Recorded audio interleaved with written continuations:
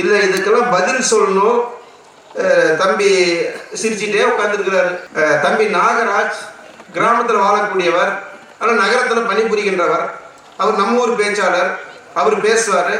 அவர் என்ன சொல்றாருன்னு கேட்டு நம்ம ஒரு முடிவுக்கு வந்துடுவோம். வாங்க தம்பி நாகராஜ். மகிழ்வான வாழ்வு எங்கள் கிராமங்களில் தான் கொட்டி கிடக்கிறது என்று பேச வருகிறார் நமது ஊர் பேச்சாளர்.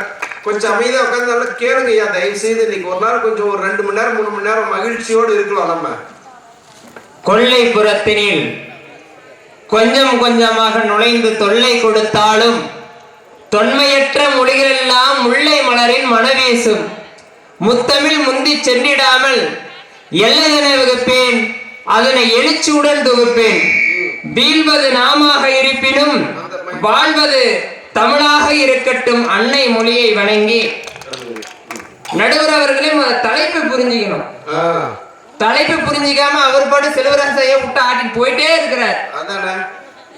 நிம்மதினா என்ன, எங்க நிம்மதி கிடைக்கும், அதுதான் அங்க தலைப்பே தவிர நாங்க டைம் பாஸ் என்னது அமைதியை தேடி போறது வேற, நிம்மதியை தேடி போறது வேற. 2 பாயிண்ட் நான் புரிஞ்சுக்கணும். நாம நிம்மதியை தேடி எங்க போறோம்? ஏன் நீங்க வந்து பட்டிமன்றத்துக்கு போய் டவுன்ல குமாரசாமிபேட்டில் வச்சு நடத்த வேண்டியதானே, எங்க கிராமத்தை நடத்திட்டு இருக்கிறீங்க? வராது பாருங்க, கூட்டம் வராதுங்க. அதுதான் கிராமம்.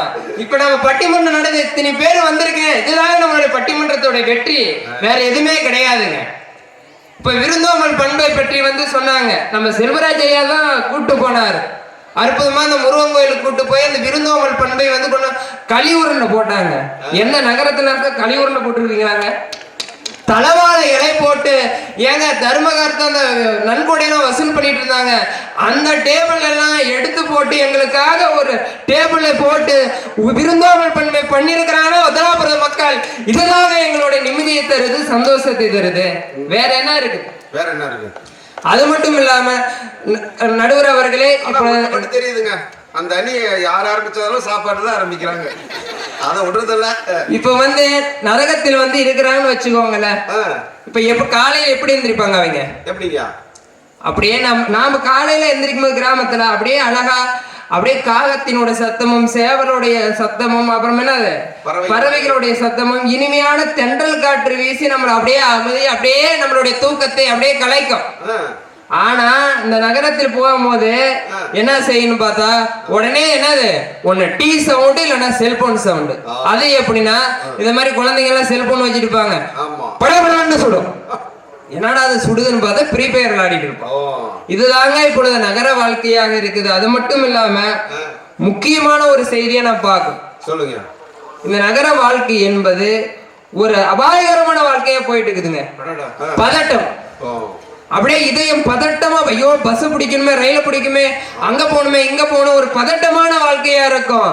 ஆனா ஒரு கூலா அப்படியே நம்ம ஒரு ஸ்மூத்தா நம்மளுடைய சொந்த பந்தத்தோட வாழ்றோம்னா அது எங்க கிடைக்கும்னா நம்ம கிராம வாழ்க்கையில மட்டும்தாங்க கிடைக்கும். அதான் சொர்க்கமே என்றாலும் நம்மூரை போல வருமா, இளையராஜா சொல்லி இருக்கிற பாடி இருக்கிறாரு. எப்படின்னா அந்த சொர்க்கம் எங்க இருக்குன்னா பொங்கல் திருவிழா, தீபாவளி பண்டிகை எல்லாத்துலயும் என்னது என்ன நகரத்துல இருந்து எல்லாமே சம்பளம் வாங்கி நல்லா குமிச்சு வச்சிருப்பீங்க. ஆனா இந்த பொங்கல் நேரத்திலயும் தீபாவளி நேரத்திலயும் குறிப்பாக சென்னையே காலி ஆயிருங்க. சென்னையே காலி ஆயிரும். எங்கடா படையெடுத்துட்டு வராங்கன்னு பார்த்தா எல்லாமே கிராமத்தை நோக்கி வராங்க. கிராமத்துல தாங்க ஆதரவும் அரவணைப்பும் இருக்குது, வேற எங்கேயுமே கிடைக்காதுங்க. முக்கியமான ஒரு செய்தியா நம்ம பார்த்துக்கணும்.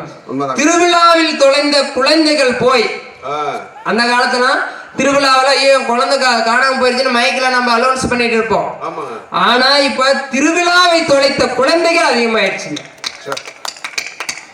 திருவிழாவிற்கு பட்டிமன்றத்தை ஐயா நோட்டீஸ் அது கொடுங்க அவர்கிட்ட. அதான் பாருங்க, அங்க கிராம வாழ்க்கை நகர வாழ்க்கையாங்க. இதுதான் நம்ம கிராமம். அப்படியே தைரியமா வந்து கேக்குறாரு பாரு, இதுதான் கிராமத்து வாழ்க்கை, வேற எங்கேயுமே கிடைக்காது. தைரியங்க, இதுதான் தைரியம். எங்க போய் நகரத்துல போய் நீங்க கேட்பீங்களா?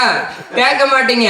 மாமா, மச்சான், அத்தை, மாமா பொண்ணு, அக்கா பொண்ணு, முறை பொண்ணுன்ட்டு இங்க உரிமையை கொண்டாடி கொண்டிருக்கின்ற ஒரு வாழ்க்கை தான் நம்மளுடைய கிராம வாழ்க்கை. நடுவர் அவர்களே, மற்றபடி நம்ம செல்வராஜ் ஐயா சொன்னார். என்னங்க 3 பேச்சாளர் பேசி முடிச்சிட்டீங்க, இன்னும் ஐயாவுக்கு என்ன தலைப்புன்னே சொல்லாம பேசிட்டு இருக்கிறீங்க நீங்க. அதான் தலைப்பு சொல்லி பேசுங்க. அவரும் நிம்மதியை தேடியே போயிட்டு இருக்கிறாரு. அது எங்க போலான்னு தெரியாம தான் இங்க வேலைக்கு வந்துட்டார். சார் எங்களுக்கு நிம்மதியே கிடைக்கலைங்க சார். போட்டார் உள்ள நெப்போலியன் இறக்கிட்டார். அப்புறம் வந்து மேடை பக்கம் சார் என்ன தலைப்புக்கு சார் அப்படின்னு கேட்கிறாரு. என்ன பண்றாரு? அவருக்கு அவ்வளவு நிம்மதி. அந்த வகையில் நம்மளுடைய பாட்டி வைத்தியம் எல்லாம் மருத்துவமனை பத்தி பேசியிருந்தார் நம்ம செல்வராஜ். நகரத்தாங்க அப்படியே மருத்துவமனை இருக்கிறது நகரத்துல.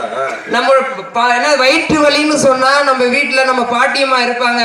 வயிற்றுக்கு எண்ணெய் பண்ணோம்னா வயிற்று வலி போயிடும். பாத்தீங்களா, சித்தருங்கிறது நிரூபிக்கிறாரு. உடனே நம்ம செல்வராஜ் மாதிரி சொன்னாரு, நம்ம நகரத்துல போனாலும் வயிற்று வலின்னு நகரத்துல போனாதான் தெரியும். பொட்டி திறக்க மாதிரி லபக்குன்னு திறந்துட்டு ஆபரேஷன் பண்ணணும் சார் அப்படின்னு முடிச்சிருவாங்க. அது மட்டும் இல்லாம சுகப்பிரசவம், அது நம்ம பிரசவ வலின்னு நகரத்துல கூட என்னங்க ஆகும், உடனே வந்து ஆபரேஷன் எடுத்துறோம் குழந்தைய. ஆனா கிராமத்தில் படிக்காத ஒரு பாட்டியம்மா, எங்க மண்ணுல வாழ்ந்த பாட்டியம்மா தான் எம்பிபிஎஸ் படிக்க கிடையாது, மருத்துவத்தை படிக்க கிடையாது. ஆனா பிரசவ வலின்னு போயிட்டோம்னா 10 குழந்தைய கூட சுகப்பிரசவமா தந்தாங்கன்னா இதுதாங்க எங்களுடைய கிராம வாழ்க்கை.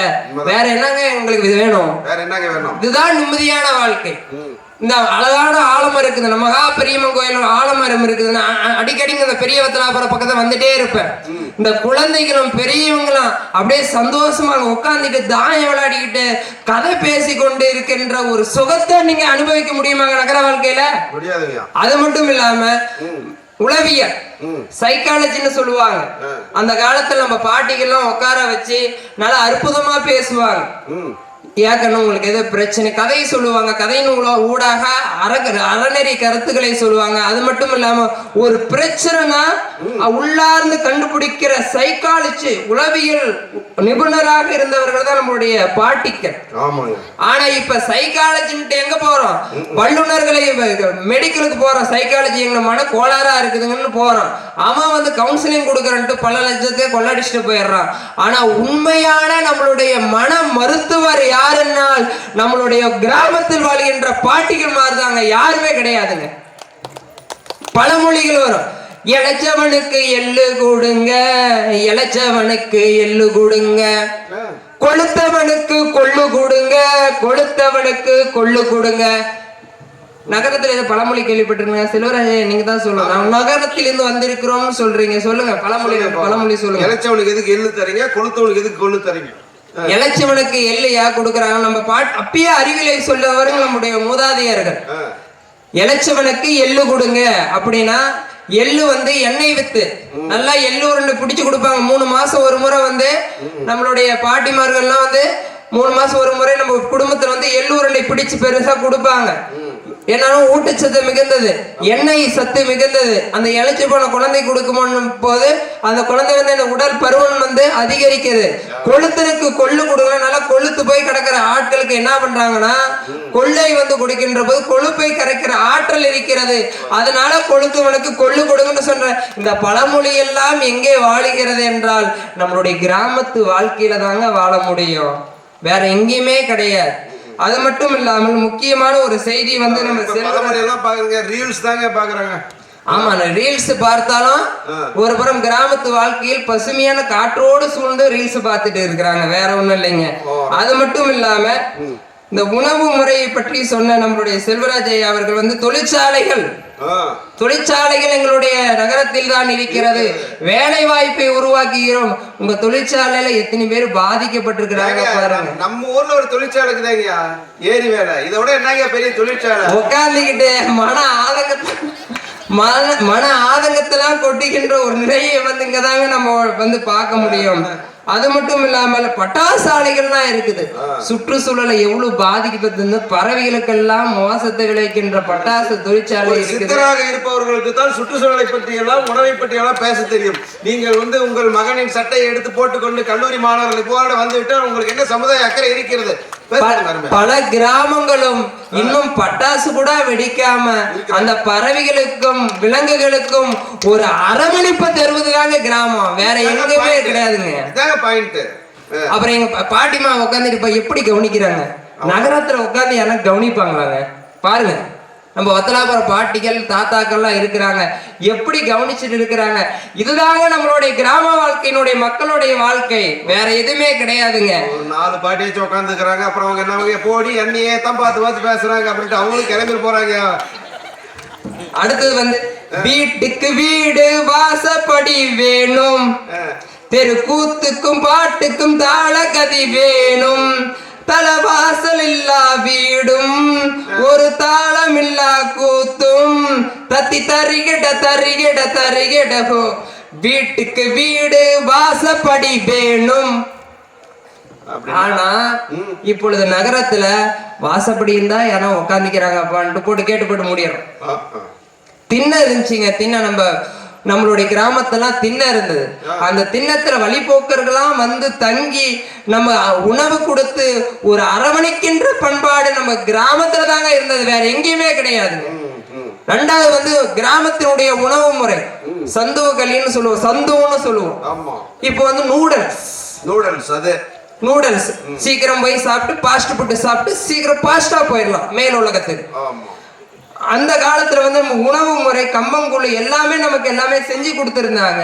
உடல் ஆரோக்கியமாக கூலிங்கா குடிப்பாங்க, நம்ம கிராமத்துல கூலே குடிப்பாங்க, அது தெரியல அவங்களுக்கு.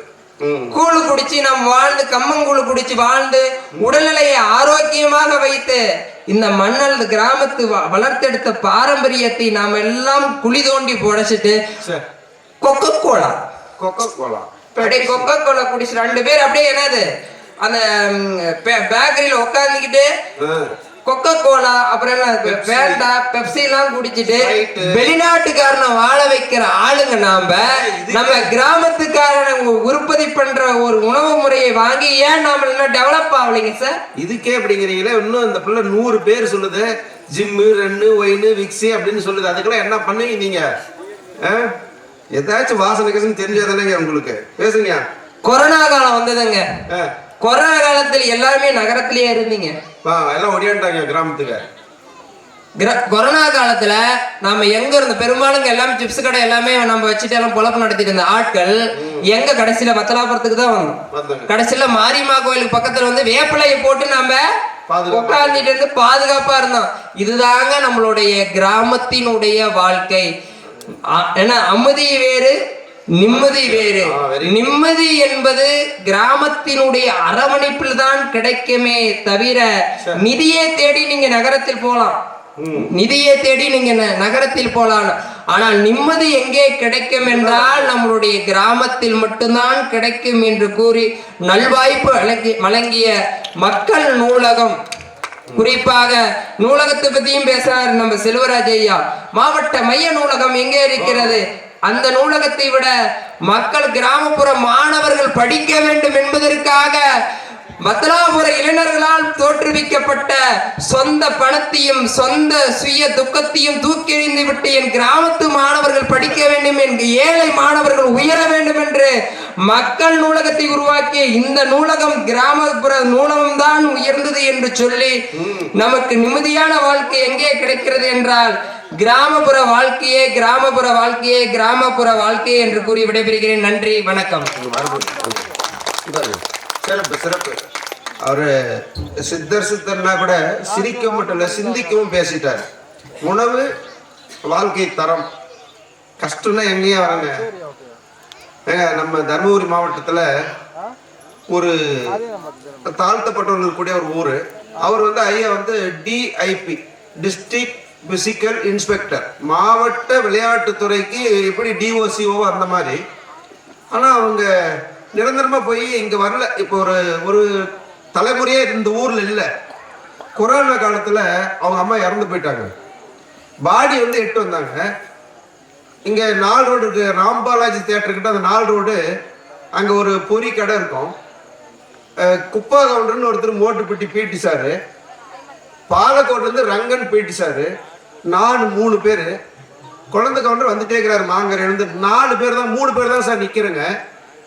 ஆம்புலன்ஸ்ல வண்டி வந்துட்டே இருக்கு.